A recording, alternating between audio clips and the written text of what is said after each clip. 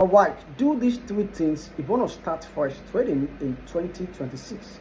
These are three cogent and vital things you need to know if you don't want to lose money in 2026.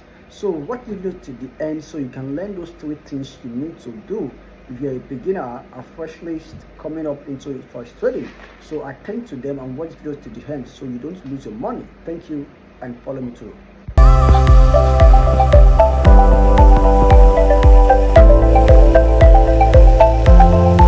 Right, just like I said earlier, if you do not want to lose money right on this financial market, you're just coming into this zone, into the journey. So there are some key vital stuff you should learn and you should do that will actually scale you up. Most times people complicate things for you or give you what I call meat, turkey, chicken, while you still need to, while you really need milk to develop, while you need milk to grow, you need milk to to scale, to get some strength and stamina. Then while you gain that structure, you can actually then go for what most people put out there. So there are the things that you, at least if you want to start forex trading in 2026, this is the first 2-3 things you should know, and just digest them, know them by heart very well, and because that will definitely help you to scale, definitely help you to have a good foundation. All right, good. Follow me through. Number one of it is just learn on by any means our way. No matter how much, try as much as possible to learn the best possible ways to identify support and supply and demand zone. What do I mean? Supply and demand zone, but at all costs, learn it at all costs. Whenever you see a chart, you should be able to identify purely. You should be able to identify emphatically where we have our demand zones, where we have our supply zones. What am I talking about? The demand and supply zone are same thing as support and resistance. The demand and supply zone are same thing as what people will call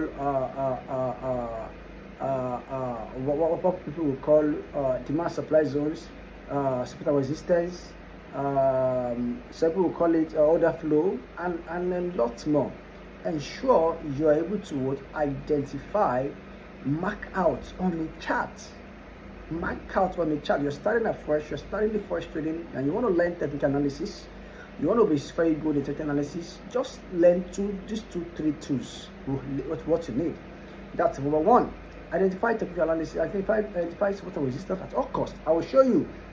In this same video, I will show you actually the particle section. So I will teach you, I'll put you through how you can, of course, learn this in the simplest possible way that you can.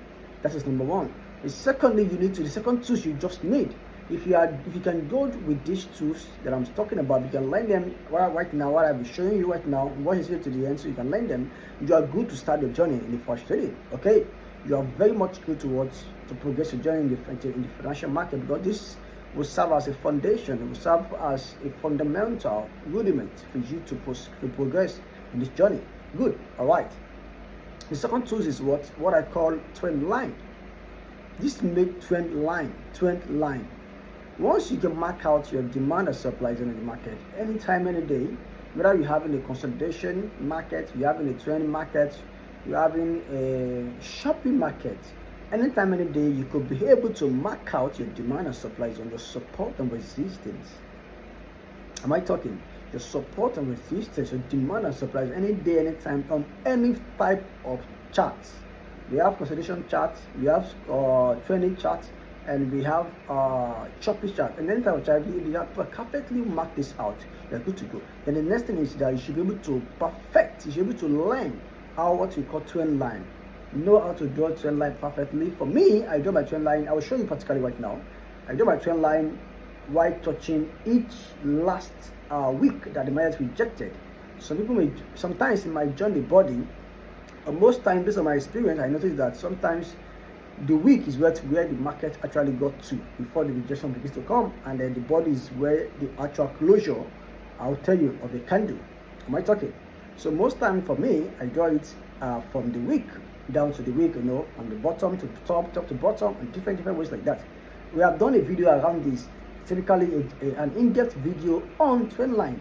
Maybe I'm going to be attaching it, or you can go to some of our videos and watch them. We had an in-depth training on trend line where we put out everything you need to know about trend line. Aside from that, we also dealt with support and resistance training, which is demand and supply zones.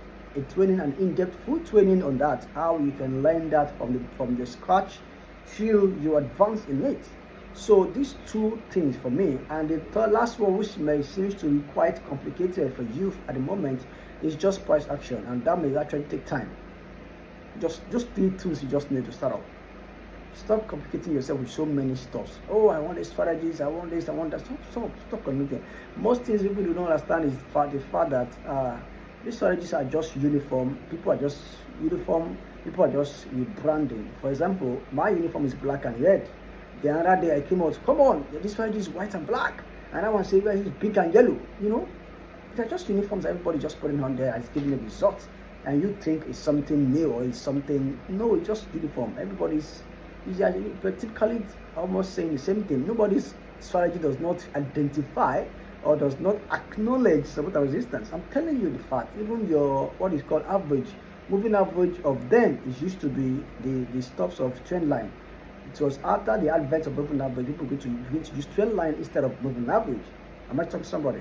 Yes. Till now and to date, people still use moving average. Of course, I must tell you, people still use moving average. Why some people, for me, I do not involve my analysis with any indicators. What I do strictly is pure charts. I so much respect price action. I know it's by heart. I know it so much, and I love it because it's the master and the king of the market. So I so much respect that so much, and of course I put in consideration my support resistance and my chart and my trend line cycle levels. That's it. So that is it. So those 3 CADJPY stuffs, very, very key, very, very important. Those 3 tools will definitely help you. At least the first 2, just learn those ones, the first 2. Or let me have to walk you through briefly the first 2, and let's go into the practical session right now. Thank you, and join me on this. Don't forget to subscribe to this channel. Thank you, guys.